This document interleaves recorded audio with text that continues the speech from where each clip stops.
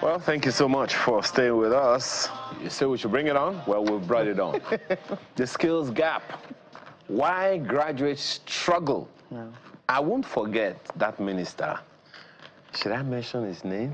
No, it's not. It's pointless. It was an interview conducted in our Puja studio on Sunrise Daily. I think it was about 2-3 years. No, yeah, about 2-3 years ago, maybe more. So the stark reality is that despite investing in higher education, many Nigerian graduates are struggling to find meaningful employment. Instead, they're forced to take up low-paying menial jobs just to make ends meet. Now, there are those who would wonder, when they go abroad, what do? But anyway, let's go there. Now, this trend raises critical questions about the value of education, the state of the economy, and the future of the Nigerian youth. So today, let's take a look at the root of this issue, from the mismatch between university curricula and industry needs to the lack of job opportunities and entrepreneurial support. Joining us this morning is Dr. Adetola Salau, who is Special Advisor to the Honorable Minister of Education, STEM and Corporate Sector Engagement. She joins us here in the studio. Thanks for joining us this morning. Thank you. Thank you. Good morning, everyone. Let me ask you that minister's question. We asked the minister pointedly. Minister said, quote me, our employer, our graduates are not employable. But, let me first of all bring Engineer Titus Olowokere also into the conversation. He's president of the U.S.-Nigeria Business Council in Atlanta, Georgia. Thank you so much for joining us this morning. Thank you, sir. Thank you for having me. Yeah. So, Dr. Salau, what do you feel about that statement that minister made at the time? I'm smiling. Yes, I see. You can see that. I really want us to address the elephant in the room, which is something I'm also going to be speaking about today, which is a mismatch between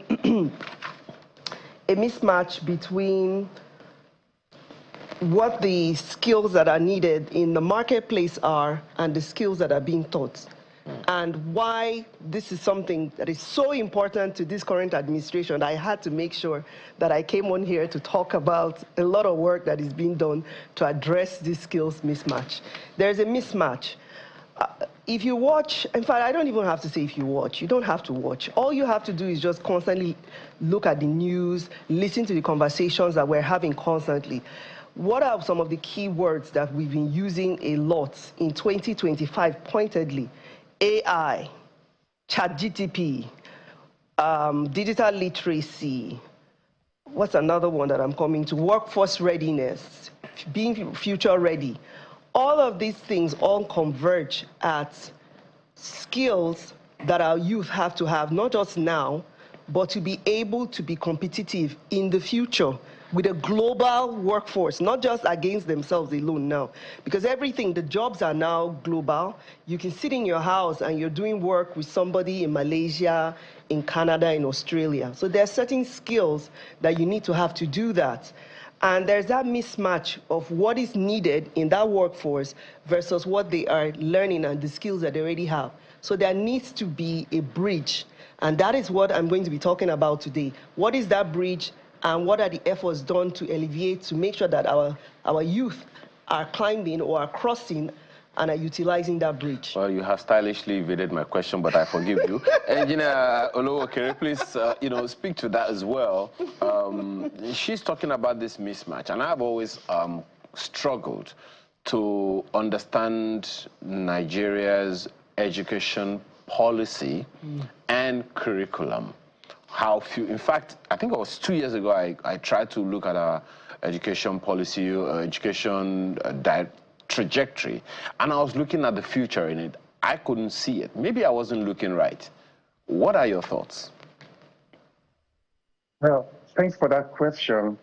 I agree with what she mentioned, that there's actually a mismatch between the curriculum in our higher institutions and the needs of the industry. But then that is actually it's not a generally acceptable statement, because even though students might have learned something completely different in college, a lot of graduates now retrain themselves. The AI, the ChatGPT, the work alignment actually are tools to make the students a lot more employable. I mean, I live in Atlanta, and then a lot of workers here ask me they want employees from Nigeria. They're looking for software engineers from Nigeria. We have a large technology hub in Lagos. I left Ife, and I know at the University of Ife, the last time I was there, they have a very well-equipped software laboratory there where they actually train students. So in the broad sense, yes, it's a lot of mismatch, but in the same breath, a lot of people train themselves. The former Minister of Trade, and Lama, studied medicine in college. He's doing something completely different now. So what I'm saying in too many words is that that is not the sole factor responsible for graduate unemployment in Nigeria. The other factors we need to look at. Right. It was part of the, what we were talking about earlier. We noticed that, I think we talked about the revenue. We were talking about FAC and sharing of revenue has gone to the states. And we also talked about the fact that, what is giving us an increase in, the amount of funds that can be shared is actually coming from the non-oil sector. You know that the informal sector plays a large role in, building the economy, building the GDP. And we're talking about skills gap. A lot of things that, we teach in schools. Now, if you're not a medical doctor, you go to train as a lawyer, an engineer, an economist. Those things are needed, yes. But how come, instead of just, I think Lagos State government and some other states now, they have some of their universities convert to those universities that is not just about being a doctor and a lawyer. You have vocational training as well. Can't we incorporate that into regular universities, some courses, such that when you do graduate, it's not just about, oh, this company is not employing me and all that. And that was why I mentioned that word bridge. There was a reason, and he understood what I was doing. I was already segueing into what I was going to talk about, which is the work that we're already doing. I'm sure everybody knows because it's been all over the news. There was a major curriculum revamp done by the Federal Ministry of Education. And a huge part of that revamp was embedding digital literacy, also embedding vocational skills and entrepreneurial skills into the main curricula. It wasn't sideways. It was into the bed of the main curricula for basic and senior secondary levels for the students. It was done there. And we had things like journalism. We were talking about what you just mentioned, AI training, seeing how we're going to start onboarding robotics. All those things were put in there into the main curricula. It wasn't sidelined. It was right there in the middle of everything that is being done because that is the current reality that we must address now. Now, the thing is, of course, we're going to be talking about how do we upskill our teachers to make sure that they're able to facilitate this to the students, which is another topic, of course, to itself. But the key thing is that it's being addressed. That's a very important, my apologies, that's a very important element. Here is why.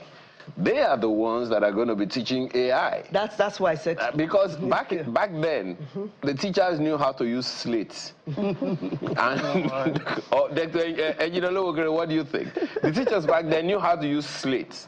But today's teachers, I'm not sure they can use iPad. And guess what? A good number of the students are now required to everything is mostly CBT. They're taking the test. WAEC. Even WAEC, that I'm sure you wrote longhand, Engineer Olowoke. So did I. Now you have to do CBT, computer-based testing and all. But I'm not even sure whether the teachers themselves are schooled enough in that digital space. And there's a lot of work again, we shouldn't focus too heavily on the skills mismatch as a factor or as a dominant factor for the graduate unemployment in Nigeria. There are two factors I think we are overlooking. One of them is that disparity between the job creation in the economy and the graduate pipeline. We have over 200 higher institutions in Nigeria that churn out every year about 600,000 graduates. In sharp contrast, it's only about 50,000 jobs created in the economy, which includes in the government, in banking, in other sectors. So this huge disparity creates an issue, but the economy cannot absorb the graduates coming out of institutions. But my apologies, engineer. What do they do? Just a second. To menial work, my apologies. To make ends meet. My apologies, Engineer Lowokere. In the National Youth Service Corps program, okay, entrepreneurial skills is integral. I have seen the documents. I have seen the things that they have to do. It is part of the reason I understand that they have to go to the local government every week. Entrepreneurial skills is one of those things integral in the NYSC scheme. Is that to say that we are not executing it the way it ought to be executed? Exactly. Exactly. See, we are not deficient of ideas in Nigeria. What we actually lack is implementation, an enabling environment to make those programs successful. Yes, you did mention the entrepreneur program integrated in the NYSC, but then the graduate is done, is in the employment market. He has a beautiful business plan. He goes to the banks. He doesn't get the loan.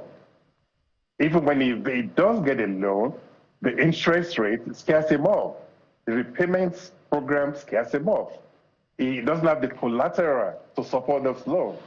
There are so many entrepreneurs in Nigeria today that have beautiful projects, but even with the Bank of Industry, the regular banks, the Development Bank of Nigeria, they find it difficult to get loans. So it makes it difficult to actualize the entrepreneurial training they have gone through. So these are things, again, that limit graduates employment. And again, what do they do? They turn to the menial jobs to make ends meet. They have bills to pay, they have families to feed, and a gig economic job coming up, may pay about 50,000 naira a year or a month. They'll take it. They'll drive Uber. They do food delivery. They do Udemy training. They do Fiverr, so freelancers. Everything they can do to make ends meet. So the entrepreneurial program is not enough.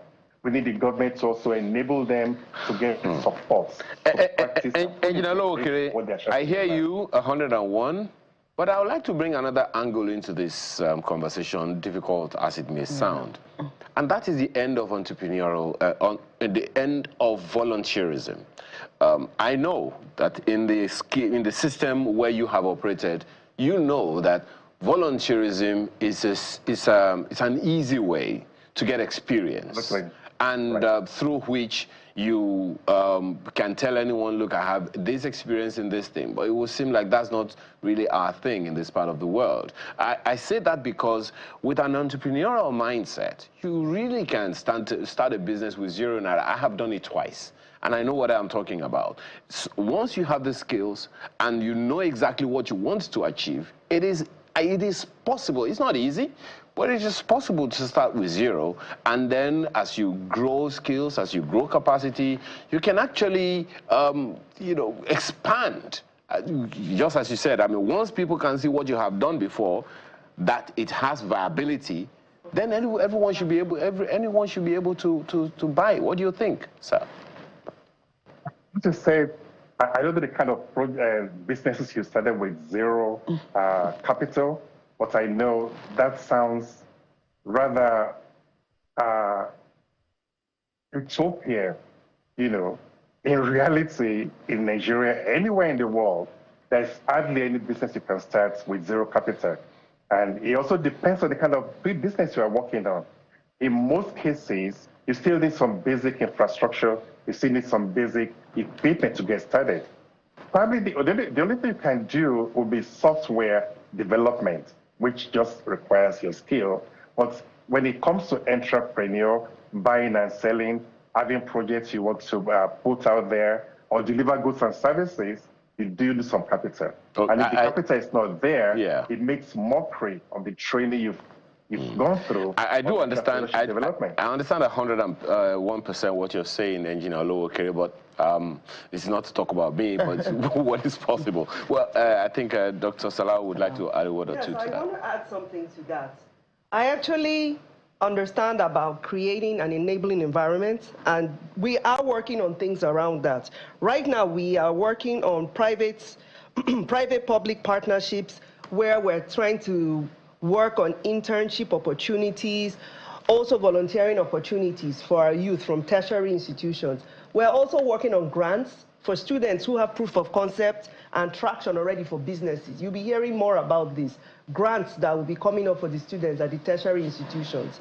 And I have to say, a lot of this really comes down to, when I say the mismatch, what I was referring to was the fact that we only have 30% of our tertiary students in STEM fields, compared to other nations like Malaysia, China, where it's 42%.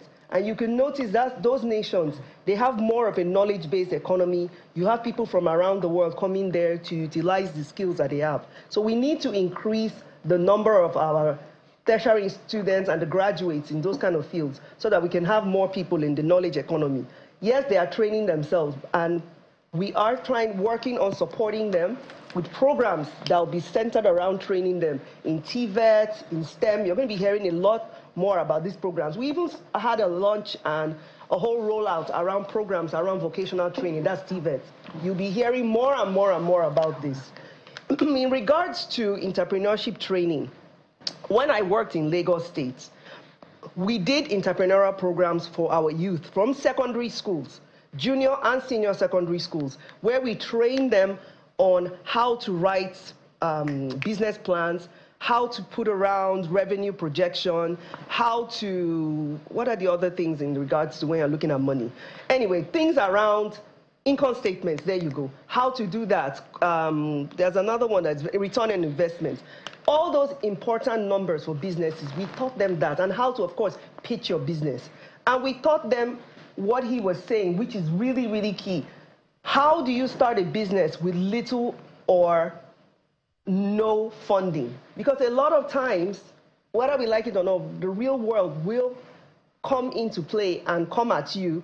How do you work around that so that you get to the place where even if you have these obstacles, you're already putting something together, you're already running something, and then friends and family and other people come and also put into you, and then you get to that place where you're viable and people say, okay, I've seen something, that's what we call proof of concept, I can come and invest with you. A lot of these businesses that we see around us, people didn't just invest in them immediately. They also had to put in that work. They had to grind and get to that place where people said, okay, I can see something here. It's viable, it's working, the market likes it, and we're going to put into it. We also need to teach them resilience, because that's what it is. We have to teach resilience, and we have to teach creativity. We have to teach being creative and being able to... Do you also teach thinking? I know she has questions for you. Yes. Do you also, because it's one of the things, and I don't know if Engineer Lowokere will agree with me on this, because mindset is crucial, Dr. Salao. Mindset is crucial. Is there a program around that? And I'm asking that because this whole idea of skills gap, it's one thing to have the certificate. It's one thing to have proof that you went to school. It's even another thing entirely that, okay, you have experience, you have 10 years experience on this job, and you're not able to deliver. It has happened before, it is still happening, so is there a way... That's where these public-private partnerships, where we're working with industry to have experts or have people who come in to work with these students as mentors, and also provide them opportunities where they have internships, real-world experience. It really comes in handy. To me, there's nothing that beats that sitting down with somebody who's been through and walked that path of where you're trying to go and has made those kind of mistakes. You are still going to make mistakes regardless. You talk about without mistakes, without mistakes, there is no learning. But you know, okay, yes, and you know, okay, please go ahead. Yeah, I was going to mention this is a full scenario.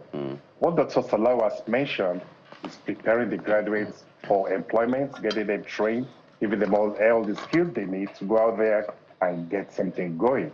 But what about the industry? What about the employers? How do we get them ready to absorb these students? That is the discrepancy. That is why they don't have the jobs. You go, a lot of people on internship today go to the companies, they want looking for a job, and no vacancy, no vacancy, no vacancy. what are they going to do? Then they have to resort to the menial jobs. What I would suggest to Dr. Dalao and to the government is get the industry ready to absorb these graduates, incentivize them. For instance, you could create a tax credit for X number of graduates that you are employed, and then it doesn't come out to the bottom line of the company. It's tax deductible. It could be special focus on ICT, on agriculture, on alternative energy employment, create opportunities for jobs to be there, give the companies special loans, for instance, so that they can have opportunities to absorb these graduates when they actually come out. So I think we should look at both sides when we are making planning for these youths. Well, to get the industry ready to absorb them. I know that Dr. Salah will have a response to that, but this message from Stephen Onua, I think it is to you, Engineer Olokere, says, only about, and this he's writing on X, so only about 30% of students in Nigerian tertiary institutions really study to learn. Not that they are taught, but they study to learn, be knowledgeable, and work towards being employable. Many just pay their way through all courses and all years in school, essentially saying some just go to school to earn the certificate, not essentially because they need it. That's why the point you mentioned earlier comes to the picture, that some graduates are actually not employable. They don't have the skills that the industries need. Yes, you're right. They just go there to learn. They just want to go there to pass through the universities. And when they are done, they come out in third class or in B. For most companies that are versatile, that are profitable, that are growth-oriented in Nigeria, have minimum requirements in most cases 2-1. If they don't meet that threshold, they don't employ you. It doesn't matter where you come through. So yes, you're right. But then on the other side is many of such graduates have learned to retrain themselves, to learn new skills, to align themselves with industry needs. Nobody teaches AI in school right now, but there are so many content creators out there that use AI consulting to solve industry problems. And that's one thing we need to encourage. And I'm sure you mentioned that point earlier on about critical thinking. Mindset. When you have a positive mindset, you have a can-do mindset, you have an achiever's mindset, obstacles ahead of you become easily surmountable. And that's one thing, again, we need to inculcate in our students. Not just the skills, not just the training, but to have a positive, can-do, go-getting mindset. It helps to clear many obstacles. So it's a whole lot we need to bring it together, but we need to prepare the students. Okay, and you know, just one thing before we come back to Dr. Salau. Is there a way to teach intrapreneurial skills for people working in any organization, even in school, to say, okay, this is the value I can add? Because a good number of times when we're talking about business, people thinking about business more from the bottom line, more from profits. But I think things have changed a lot from just profit and loss to value addition, which is one of the integral, philosophies in the head of the President of the Federal Republic of Nigeria, if my mind is right on that. Is there a way to teach or inculcate intrapreneurial mindset in our young? Are you asking me or Dr. Salau? No, it's for you, sir. Oh, yes, actually so, which is why even now in universities in Nigeria and all over the world, they don't just teach things in line with your program. I did engineering when I was in college at IFE, and there's always electives, mandatory electives to take in sociology, in psychology, and in other social sciences. These fields are meant to challenge you to critical thinking. Philosophy makes you redefine who you are, makes you challenge your very existence sometimes, have critical analysis of circumstances. So we already have them. I don't know if they still have them now, but they need to develop those so that graduates look beyond what they study, they look beyond the opportunities in front of them, and they can now challenge themselves, challenge the industry, challenge the world, because the world is just a stage, and they can conquer the world if they have that mindset to do so. Right. And Dr. Salau, if someone else is asking a question, that's Olanrewaju, he's saying he wants to know who is monitoring, what the universities, what the lecturers are teaching, the materials they're using to teach. For instance, he quotes an intern working with him in his company that believes that the lecturers are using outdated materials for an engineering course to teach. Software engineering. Software engineering to teach. Things have moved along. How do we check that? This is, we know that we say we shouldn't leave everything to government, but some of these universities are public universities. How do we check that? That's NUT. That's NUT. NUT or C? NUC, sorry. Right. NUT is teachers. I'm mixing my no, we understand. abbreviations. Yes, there are so many of them. Yes, NUC. I believe that is all of us to call and make them accountable. You see, this work with the curriculum was not built in a day. And that's why I used the word ongoing when I had mentioned the reform that had happened recently this year around the curriculum. A lot of people have been clamoring for it for years. I am one of them because I'm a curriculum expert myself. And I noticed you pointed at yourself as a parent. Yes. So one of them. I say that because, as I have young children, yes. young, and I get tired.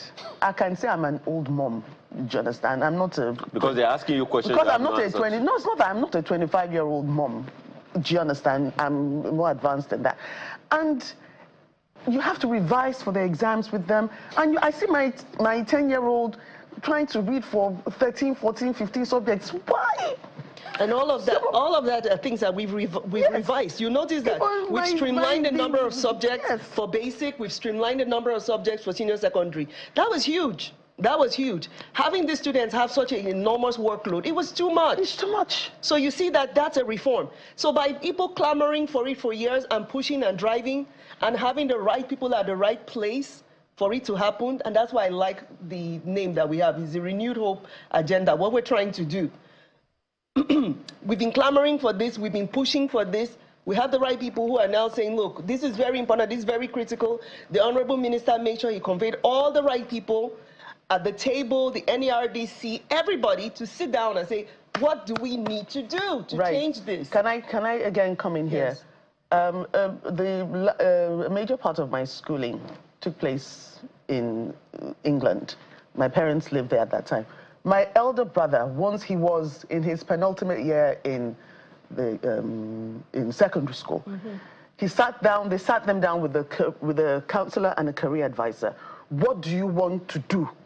I want to be an engineer. I want to be a lawyer. I want to be this. So yes, I understand we used to have them, but I don't know, we don't have them. So they now go to their final year in secondary school with just those subjects they need to study to proceed to college or university so that they can. But we don't do that anymore. When we got back to Nigeria, my brother refused to attend some certain classes, and they had to call my father and tell him he's in science class, he has to do this. And he said he had already done his career counseling in the UK, and he knew that he didn't have to do these subjects. And they said, you're now in Nigeria. That's on one point. Almost 30 years later, I have someone I call my younger sister, when she was in her SS2. She read her older sister's JAMB syllabus, which told her that apart from the 4 subjects she needed to study for JAMB, for WAEC, she didn't need more than 5 subjects to pass, to go to whatever university she's going, not do 10 or 8 subjects in WAEC. So she went to her counselor in a private secondary school and said, I don't think I need Yoruba, I don't need French, I don't need this. These are the only subjects I need for what I want to study. And they told her, she had to say, I've read the syllabus, I know my rights. You can't tell me. And they knew.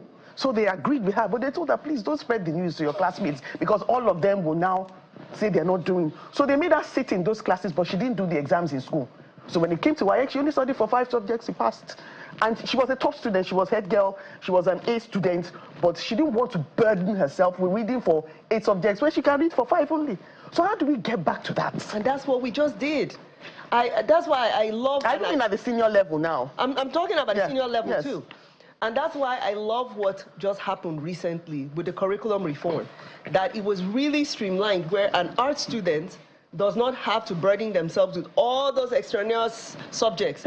They are just streamlined and focused on what is important, plus some of these key skills that we've all correctly identified. Engineer even agreed with us that are important, like the entrepreneurial skills, being able to critically think. It's embedded in some of the other subjects that are there. And make sure that they are also digitally literate, because they have to compete in this global reality that we are in now. All of that was embedded in there. And to me, it makes them a much more holistic student. Okay. Engineer Olokere, first of all, let me ask you straight up, how significantly do you think the reforms that Dr. Salau is talking about is going to make a difference? And from what you know, how soon do you see us getting the benefits? I know that the government official here is going to tell us tomorrow, but from your own perspective, how soon do you see this miracle happening? Well, thank you for the question. I applaud Dr. Salawo's work. I respect the fact that she's a curriculum expert. And I must also mention that the curriculum development or streamlining of the programs, of the courses the students do in school might not yield the desired results. For the reason that education, which is why it's called education, a total education doesn't just depend on learning the things directly in line of your employment goal, but also learning things that make you a completely educated person. You might feel psychology is irrelevant because you are an engineering student, at least the first year or so. But down the road, as you go to the employment market, you experience the psychology of interpersonal relations. You experience the need to get along with others. You have a little bit of knowledge of human resources. That's on one side. So I feel education should be complete, not segmented or selected. That's on one hand. On the other hand, I also believe that the educational development should not be just government alone. They need to bring in the private sector. Yes, the curriculum in our schools today are theoretical, mostly out of tune with the reality of the days. But then out of tune with what? With the industry. Why don't we invite many people in the technology sector, in the banking sector, in the oil and gas sector, to be part of the curriculum development in our institutions, so that by the time the students leave, they're actually learning things that are relevant to the industry. I think this will go a long way to make them more employable as they go out there into the employment markets. Please allow me to interject into that, engineer. I'm also an engineer, by the way, sir. Engineer who is an educationist now. So you can see that when I'm saying this, I'm very passionate about this, sir. We did invite these experts. We have a roundtable, working groups around EdTech, who are all sitting down with us there at the ministry, at the federal ministry, working together on what is our roadmap for what we're utilizing in the classrooms, both in the public and private classrooms, sir.